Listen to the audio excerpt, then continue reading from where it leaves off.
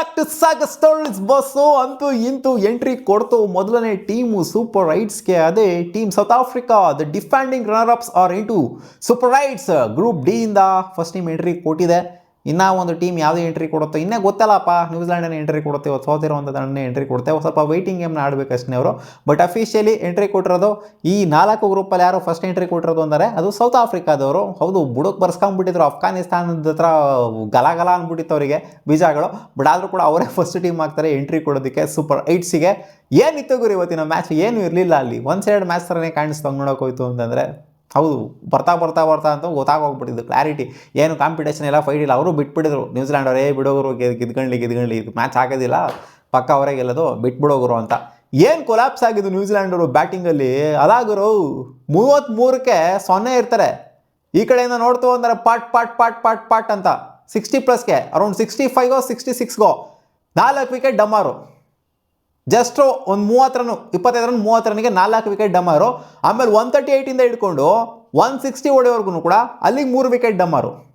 Collapse ಆದರೆ ಹೆಂಗೆ collapse ಆಗ್ತಾರೆ ಅಂತಂದರೆ ಮೈನ್ ನಿಂತ್ಕೊಂಡ್ರು ಅಂತವ್ರನ್ನೇ ಕೊಲ್ಯಾಪ್ಸ್ ಆಗಿಬಿಡ್ತಾರೆ. ಪಟ್ ಅನ್ನಂಗೆ. ಡ್ಯಾರೆಲ್ ಮೆಚಿಲು ಮತ್ತು ಇವರು ಚಾಪ್ಮನ್ ಇಬ್ಬರು ಕೂಡ ಅಟ್ ಎ ಟೈಮ್ ಔಟು. ಇಬ್ಬರು ಕೂಡ ನಿಂತ್ಕೊಂಡ್ರು, ಇಬ್ಬರು ಕೂಡ ಪಟ್ ಅನ್ನಂಗೆ ಔಟು.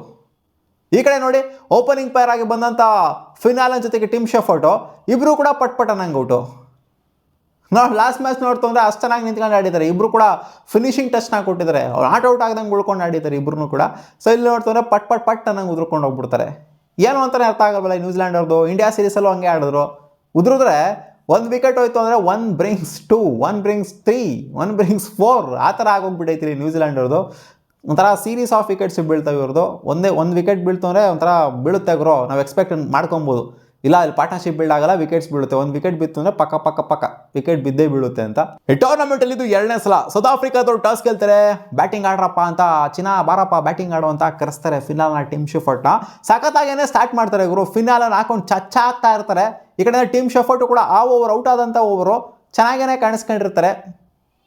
ಆ ಓವರ್ ಮತ್ತೆ ಇನ್ನೊಂದು ಸ್ವಲ್ಪ ಅಗ್ರೆಸಿವ್ ಆಗಿ ಇನ್ನೂ ಪುಲ್ ಮಾಡೋಣ ಅಂತ ಹೋಗ್ಬಿಟ್ಟು ಔಟ್ ಆದಂಥ ಟಿಮ್ ಶೆಫರ್ಟು.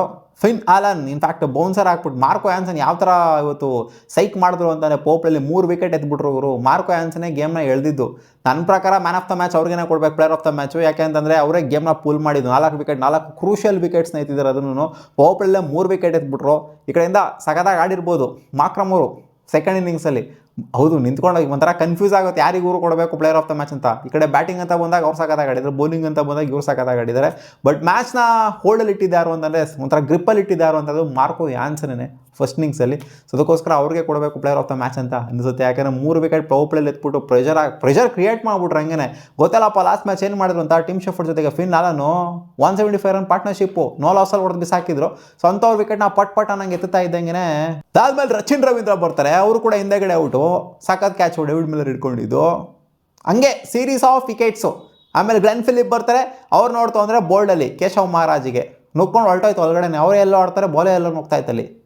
ಆ್ಯಂಡ್ ಇವ್ರು ಔಟ್ ಆಗಿದ್ದ ರೀತಿ ನೋಡ್ತು ಅಂದರೆ ಫಿನಾಲ್ ಔಟ್ ಆಗಿದ್ದ ರೀತಿ ಅವ್ರು ಆಕ್ಸಿಲೇಟ್ ಮಾಡುವಂಥದ್ದೇನಿಲ್ಲ, ಅಷ್ಟೊಂದು ಆಕ್ಸಿಲೇಟ್ ಮಾಡುವಂಥದ್ದೇನೇ ಇರಲಿಲ್ಲ ಆ ಓವರಲ್ಲಿ. ಅಲ್ಲಿ ಮಿಡ್ ಆಫಿಗೆ ಕ್ಯಾಚ್ ಕೊಟ್ಬಿಟ್ಟು ಔಟ್ ಆಗ್ತಾರೆ. ಬಡಿನೇ ಅವ್ರು ಆಡೋಂಥದ್ದು ಗೊತ್ತಲ್ಲಪ್ಪ. ಅವ್ರ ಪ್ಯಾಟರ್ನೇ ಇರೋದಂಗೆ ನಿಂತ್ಕೊಳ್ಳೋದಿಲ್ಲ. ಒಂಥರ ಫಿಲ್ಸ್ ಆಡ್ತಾರೆ, ಬಡಿ ಆಟ ಆಡ್ತಿರ್ತಾರೆ. ಫಿನಾಲಲ್ಲಿ ಇರೋ ಅಷ್ಟು ಹೊತ್ತು ಕೂಡ ರನ್ಸ್ ಬರ್ತಾನೆ ಇರುತ್ತೆ ಸೀರೀಸಾಗಿ. ಅದಾದಮೇಲೆ ಬಿಲ್ಡ್ ಆದಂಥ ಒಂದು ಚಿಕ್ಕ ಪಾರ್ಟ್ನರ್ಶಿಪ್ಪು, ಚಿಕ್ಕದಲ್ಲ ಇನ್ಫ್ಯಾಕ್ಟ್ ದೊಡ್ಡನೇ ಪಾರ್ಟ್ನರ್ಶಿಪ್ಪು ಈ ಒಂದು ಸ್ಕೋರ್ನ ನೋಡ್ತು ಅಂತ ಅಂದಾಗ. ಯಾಕಂದರೆ 64 ಇದ್ದಂಥವ್ರು ಅಲ್ಲಿಂದ 138 ಕೂಡ ಪಾರ್ಟ್ನರ್ಶಿಪ್ ಬಿಲ್ಡ್ ಆಗುತ್ತೆ. ಡ್ಯಾರೆಲ್ ಮಿಚಿಲ್ ಜೊತೆಗೆ ಚಾಪ್ಮನ್ ಅವ್ರದ್ದು. ಇನ್ಫ್ಯಾಕ್ಟ್ ಚಾಪ್ಮನ್ ಅವ್ರದ್ದು ಪಾಪ 50 ಆಗಬೇಕಾಗಿತ್ತು, ಇನ್ನೇನು ಜಸ್ಟ್ 50 ಆಗಬೇಕಾಗಿತ್ತು. ಅಲ್ಲೂ ಕೂಡ ಒಂದು ಹೊಡಿಬಾರ್ದಾದಂಥ ಒಂದು ಶಾಟ್ನ ಹೊಡೆದ್ಬಿಟ್ಟು ಪಾಯಿಂಟ್ ರೀಜನಲ್ಲಿ ಔಟ್ ಆಗೋಗ್ಬಿಡ್ತಾರೆ. ಒಂಥರ ಕನ್ಫ್ಯೂಸ್ಡ್ ಶಾಟ್ ಅಂತ ಹೇಳ್ಬೇಕು. ಅದನ್ನು ಫುಲ್ಲು ಹೊಡಿಲೂ ಇಲ್ಲ ಅಥವಾ ಡಿಫೆಂಡು ಮಾಡ್ಕೊಂಡಿಲ್ಲ. ಒಂಥರ ಕನ್ಫ್ಯೂಸ್ ಶಾಟ್ ಹೊಡೆಯೋಕೆ ಹೋಗ್ಬಿಟ್ಟು ಮತ್ತೆ ಅಲ್ಲಿ ಮಾರ್ಕೋ ಆ್ಯನ್ಸನ್ಗೆ ತಗಲಾಕಂತಾರೆ ಅಲ್ಲಿ. ಈ ಕಡೆಯಿಂದ ಡ್ಯಾರೆಲ್ ಮಿಚೆಲ್ ಔಟ್ ಆಗಿದ್ದು. ಇವ್ರಿಗೆ ಲುಂಗಿ ಇಂಗಿಡಿ ಅವ್ರಿಗೆ ಲಾಂಗ್ ಆನ್ ರೀಜನಲ್ಲಿ ಇನ್ನೇನು ಆಕ್ಸಿಲೇಟ್ ಮಾಡಬೇಕಾಗಿತ್ತು. ಪಾಪ ಸ್ಟ್ಯಾಂಡ್ ಕೊಟ್ಟಿದ್ದು ಅಷ್ಟೊತ್ತೂ ಕೂಡ ಹೊಡಿಬೇಕಾಗಿತ್ತು. 6 ಹೊಡೆಯೋಕೆ ಹೋಗ್ಬಿಟ್ಟೇ ಔಟ್ ಆಗಿದ್ದವ್ರನ್ನು ಕೂಡ. ಇನ್ನೇನಲ್ಲಿ ಬಾಟಮಲ್ಲಿ ಬಂದ್ಬಿಟ್ಟು ಸ್ವಲ್ಪ ಕಾಂಟ್ರಿಬ್ಯೂಷನ್ ಆಗಿ ಕೊಟ್ಟಿದ್ದು ಜೇಮ್ಸ್ ನೀಶಮ್ ಅವರು ಸಖತ್ತಾಗಿ ಆಡಿದ್ರು. ಅವ ಲಾಸ್ಟ್ ಓವರ್ಗೂ ನಿಂತ್ಕೊಂಡ್ಬಿಟ್ಟು ಕಾಂಟ್ರಿಬ್ಯೂಟ್ ಮಾಡಿದ್ದು. ಚಾಪ್ಮನ್ನು, ನೀಶಮ್ಮು, ಫಿನಾಲನ್ನು ಜೊತೆಗೆ ಡ್ಯಾರೆಲ್ ಮಿಚೆಲ್ ಇವರ ಪರ್ಫಾರ್ಮೆನ್ಸಿಂದ 175 ಅಷ್ಟೇ ಹೊಡೆಯೋದಕ್ಕಾಗಿದ್ದು. ಇವರು ನಾವು ಅಂದ್ಕೊಂಡಿದ್ದು ಫಸ್ಟ್ 3 ಓವರ್ ನೋಡ್ತು ಅಂತಂದರೆ ಇಲ್ಲ ಅವರು 4 ಓವರ್ ನೋಡ್ತು ಅಂತಂದರೆ ಇಲ್ಲ ಇದೊಂದು 200+ ಹೋಗ್ಬಿಡುತ್ತೆ ಸ್ಕೋರ್ ಅಂತ ಅಂದ್ಕೊಂಡ್ವಿ. ಬಟ್ ಇಲ್ಲ, ರೆಸ್ಟ್ರಿಕ್ಟ್ ಮಾಡಿಬಿಟ್ರು. ಇದಕ್ಕೆ ಮುಖ್ಯ ಕಾರಣ ಆಗಿದ್ದು ಮಾರ್ಕೋ ಆ್ಯನ್ಸನ್ನು ಮಾರಕ ದಾಳಿ ಫಸ್ಟ್ ಇನ್ನಿಂಗ್ಸಲ್ಲಿ. ಸೊ ಇದನ್ನು ಚೇಸ್ ಔಟ್ ಮಾಡೋದಕ್ಕಂತ ಬರ್ತಾರೆ ಸೌತ್ ಆಫ್ರಿಕಾದ್ರ ಓಪನಿಂಗ್ ಪೈರು. ಏನಂತ ಹೆವಿ ದೊಡ್ಡ ಪಾರ್ಟ್ನರ್ಶಿಪ್ ಏನು ಬಿಲ್ಡ್ ಮಾಡಲಿಲ್ಲ, ಬೇಗನೆ ಔಟ್ ಆಗ್ತಾರೆ. ಕ್ವಿಂಟನ್ ಡಿಕಾಕ್ ಅವರು ಸ್ವಲ್ಪ ಚೆನ್ನಾಗೇ ಕಾಣಿಸ್ಕೊಂತಾರೆ. ಎಲ್ಲ ನೋಡಿ ಒಂಥರ 20s ಔಟ್ ಆಗಿದೆ. ಇವ್ರನ್ನ ಬಿಡ್ತು ಅಂತಂದರೆ ಎಲ್ಲ 20s ಕಾಣಿಸ್ತಿದೆ ಅವರ ಸ್ಕೋರ್ನ ನೋಡ್ತು ಅಂತಂದರೆ. ಇವರು ಕೂಡ ಡೆವಾಲ್ಡ್ ಬ್ರೇವಿಸ್ ಕೂಡ 20+ ಹೊಡೆದಿದ್ದು, ಅವರು ಕೂಡ 20+ ಹೊಡೆದಿದ್ದು, ಎಲ್ಲ 20s ಕಾಣಿಸ್ತಿದೆ. ದೊಡ್ಡ ಸ್ಕೋರ್ ಯಾರ್ದು ಅಂದರೆ ಅಲ್ಲಿ 86 ಹೊಡೆದಿರುವಂಥ ಆ್ಯಡನ್ ಮಾರ್ಕ್ರಮ್ ಅವರು ಲಾಸ್ಟ್ವರೆಗೂ ಕೂಡ ನಾಟ್ ಔಟ್ ಆಗಿ ಉಳ್ಕೊಂಡಿದ್ದು. ಡೆವಾಲ್ಡ್ ಬ್ರೇವಿಸ್ ಬಂದ್ರಪ್ಪ, ಡೆವಾಲ್ಡ್ ಬ್ರೇವಿಸ್ ಯಾಕೋ ಒಂಥರ ಫಾರ್ಮ್ನ ಒಂಥರ ಇನ್ಕನ್ಸಿಸ್ಟೆನ್ಸಿ ಇದೆ ಅವ್ರದ್ದು. ಒಂಥರ ಬರ್ತಾರೆ, ಒಂದು ಕೈಲಿ ಹೊಡೆಯೋಕೆ ಹೋಗ್ತಾರೆ. ಒಂಥರ ನೋಡಿ ಮುಂಚೆ ಹೆಂಗಿದ್ರು ಅಂತಂದರೆ ಅವರು, ಇಲ್ಲ ಡೆವಾಲ್ಡ್ ಬ್ರೇವಿಸ್ ಬಂದರು ಅಂತಂದರೆ ಎಕ್ಸ್ಪೆಕ್ಟೇಷನ್ ಇಟ್ಕೋಬೋದು, ಇಲ್ಲ ಗುರು ಹೊಡಿತಾರೆ ಸರಿಯಾಗಿ ಆ್ಯಂಡ್ ಕನ್ಸಿಸ್ಟೆಂಟಾಗಿ ಆಡ್ತಾರೆ ಅಂತ. ಬಟ್ ಇವಾಗ ಬಂತು ಅಂದರೆ ಆ ಥರ ಅಲ್ಲ, ಹೆಂಗೆ ಬೇಕೋ ಹಂಗೆ ಹೊಡಿತಾರೆ ಶಾರ್ಟು. ಒಂಥರ ಕೈ ಬಿಟ್ಟು ಹೊಡೆಯೋ ಅಂಥದ್ದು, ಒಂಥರ ಇರ್ರೆಗ್ಯುಲರ್ ಶಾರ್ಟ್ಸು, ಒಂಥರ ಅನ್ನಾರ್ಥಡಾಕ್ಸ್ ಶಾರ್ಟ್ಸ್ಗಳನ್ನೆಲ್ಲ ಹೊಡೆಯೋಕ್ಕೆ ಟ್ರೈ ಮಾಡ್ತಾ ಇದ್ದಾರೆ. ಸೊ ಅದರಿಂದ ಅವರ ಫಾರ್ಮ್ ಕೂಡ ಅನ್ಸರ್ಟನ್ ಆಗೇ ಕಾಣಿಸ್ತಾ ಇದೆ ರೀಸೆಂಟಾಗಿ ನೋಡ್ತು ಅಂತಂದಾಗ. ಸೊ ನಾನು ಅಂದ್ಕೊಂಡಿದ್ದೆ ಡೆವಾಲ್ಡ್ ಬ್ರೇವಿಸ್ ಜೊತೆಗೆ ಮುಗಿಸ್ಬೋದು ಅಂತ ಅಂದ್ಕೊಂಡಿದ್ದೆ. ಬಟ್ ಇಲ್ಲ, ಡೆವಾಲ್ಡ್ ಬ್ರೇವಿಸ್ ಔಟ್ ಆಗ್ತಾರೆ. ರಿಯಾನ್ ರಿಕಲ್ಟನ್ ಕೂಡ ಚೆನ್ನಾಗೇ ಕಾಣಿಸ್ಕೊಂತ ಇದ್ರು, ಅವ್ರನ್ನೂ ಕೂಡ ಔಟ್ ಆಗ್ತಾರೆ. ಎಲ್ಲ ಬೌಂಡ್ರಿಯಲ್ಲಿ ಔಟ್ ಆಗಿರೋಂಥದ್ದನ್ನ ಎಲ್ಲ ಹೊಡೆಯೋಕೆ ಹೋಗ್ಬಿಟ್ಟು ಔಟ್ ಆಗಿದ್ದಾರೆ, ಎಲ್ಲ ಬೀಸಾಕೆ ಹೋಗ್ಬಿಟ್ಟು ಔಟ್ ಆಗಿದ್ದಾರೆ, ಎಲ್ಲ ಟಚ್ ಮಾಡಿಬಿಟ್ಟು ತಿನ್ನಕ್ಬಿಟ್ಟು ಯಾರೂ ಔಟ್ ಆಗಿಲ್ಲ. ಆ್ಯಂಡ್ ಲಾಸ್ಟಿಗೆ ಬಂದ್ಬಿಟ್ಟು ಮ್ಯಾಚ್ನ ಫಿನಿಷ್ ಮಾಡ್ಕೊಂಡು ಕೊಟ್ಟಿದ್ದು ಮಾರ್ಕ್ರಮ್ ಜೊತೆಗೆ ಡೇವಿಡ್ ಮಿಲ್ಲರ್ ಅವರು ಕೂಡ 20+ ಕಾಂಟ್ರಿಬ್ಯೂಟ್ ಮಾಡಿರೋದು. ಅವರೆಲ್ಲ ಫಿನಿಶಿಂಗ್ ಟಚ್ ಕೊಟ್ಟಿದ್ರು ಡೇವಿಡ್ ಮಿಲ್ಲರ್ ಅವರು. ನಾನೇನೋ ಸೆಂಚುರಿ ಬರುತ್ತೇನೋ ಅಂತ ವೆಯ್ಟ್ ಮಾಡ್ತಾ ಇದ್ದೆ, ಬಟ್ ಸ್ಕೋರ್ ಏನಿಲ್ಲ ಸೆಂಚುರಿ ಬರೋದಕ್ಕೆ. ಸ್ಕೋರ್ ಇತ್ತು ಅಂದರೆ ಅಲ್ಲ ನೋಡಿ, ಇಷ್ಟೊಂದು ಮ್ಯಾಚ್ ಆಗಿದೆ ಈ ವರ್ಲ್ಡ್ ಕಪ್ಪಲ್ಲಿ, ಒಂದು ಸೆಂಚುರಿನೂ ಕೂಡ ಬಂದಿಲ್ಲ.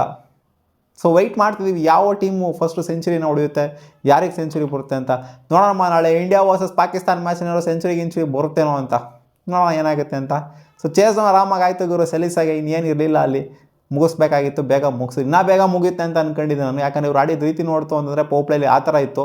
86 ರನ್ ಹೊಡೆದಿದ್ದು ಪೋಪ್ಲೇಲಿ South Africans, domination at its best ಪೋಪ್ಲೇಲಿ, ಚಚ್ಚಿ ಕೆಡೋಗ್ಬಿಟ್ರು ಪೋಪ್ಲೇಲಿ. ಇವತ್ತು ಯಾರು ಹೊಡೆಸ್ಕೊಂಡಿಲ್ಲ, ಯಾರು ಕಾಸ್ಟ್ಲಿ ಆಗಿಲ್ಲ. ಅದ್ರಲ್ಲಿ ನಮ್ಮ RCBಯ ಹೊಸ ಪಿಕ್ ಆಗಿರೋಂಥ ಜೇಕಬ್ ಡಫಿ ಯಾಕೋ ವರ್ಸ್ಟ್ ಪರ್ಫಾರ್ಮೆನ್ಸ್ನ ತೋರಿಸ್ಬಿಟ್ರು. 3 ಓವರ್ಗೆ 50 ರನ್ನ ಚಚ್ಚಿಸ್ಕೊಂಡಿದ್ದು, ಅವ್ರನ್ನೇ ಒಂಥರ ಫುಲ್ ಟೋಲ್ ತೊಗೊಂಡಿದ್ದು ಅವ್ರಿಗೇನೆ ಇವತ್ತು, ಬೇರೆ ಯಾರಿಗೂ ಅಲ್ಲ. ಸೊ ಇನ್ನೊಂದು ಮ್ಯಾಚ್ ಮುಗಿಸಿದ್ರಪ್ಪ ಇವತ್ತು. ಫಸ್ಟ್ ಟೀಮ್ ಆಗಿದೆ ಕ್ವಾಲಿಫೈ ಆಗೋದಕ್ಕೆ ಸೂಪರ್ 8ಸ್ಗೆ. ನೋಡೋಣ ಇನ್ನು ಯಾವ ತಂಡಗಳು ನಾಳೆ. ಇನ್ಫ್ಯಾಕ್ಟ್ ಅದೇ ಇಂಡಿಯಾ ವರ್ಸಸ್ ಪಾಕಿಸ್ತಾನ ಮ್ಯಾಚಲ್ಲಿ ಯಾರು ಗೆಲ್ತಾರೋ ಅವರು ಖಂಡಿತ ಸೂಪರ್ 8ಗೆ ಎಂಟ್ರಿ ಕೊಡ್ತಾರೆ ಅಫಿಷಿಯಲಿ. ನೋಡೋಣ ಅದೇನಾಗುತ್ತೆ ಸೀನು ಅಂತ. ಮತ್ತೆ ಸಿಗುವ ಮುಂದಿನ ವಿಡಿಯೋದಲ್ಲಿ ಗಾಯ್ಸ್, ನಿಮ್ಗೇನಿಸ್ತು ನ್ಯೂಜಿಲ್ಯಾಂಡ್ ಅವ್ರು ಸೋಲೋದಕ್ಕೆ ಏನು ಕಾರಣ ಅಂತ? ನನಗನ್ಸೋ ಮಟ್ಟಿಗೆ ಏನು ಅಂತಂದರೆ ಅವರು ಸೀರೀಸ್ ಆಫ್ ವಿಕೆಟ್ಸ್ ಪಟ್ ಅನ್ನಂಗೆ ಬೀಳ್ತಾರಲ್ಲ, 1 ಬಿತ್ತು ಅಂದರೆ 3 ವಿಕೆಟ್ ಬೀಳುತ್ತಲ್ಲ ಸೀರೀಸ್ ಆಗಿ ವಿತಿನ್ 20-25 ರನ್ಸು, ಅದೇ ಕಾರಣ. ಮತ್ತೆ ಸಿಗುವ ಮುಂದಿನ ವಿಡಿಯೋದಲ್ಲಿ.